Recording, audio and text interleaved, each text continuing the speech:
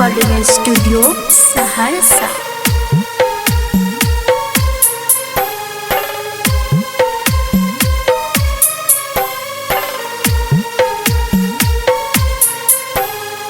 DJ Kanchan Raj Muzaffarpur.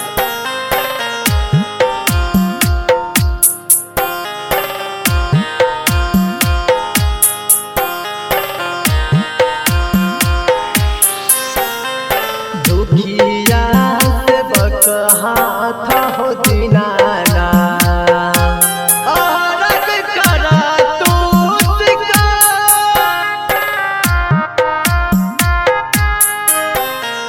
संगे साथ सुपले ले अबाला तोहर पुकारल छाजा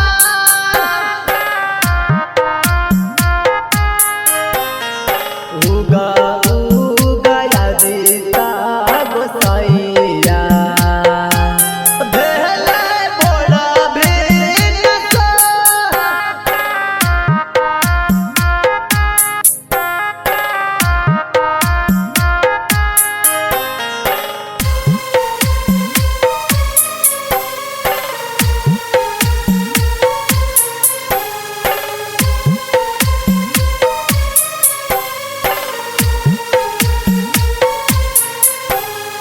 डीजे कंचन राज मुजफ्फरपुर।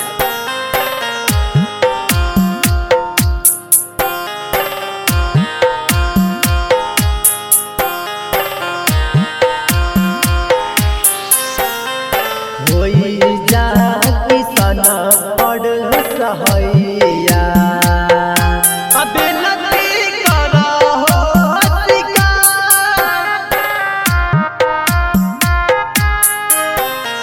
होई जा से बक सहैया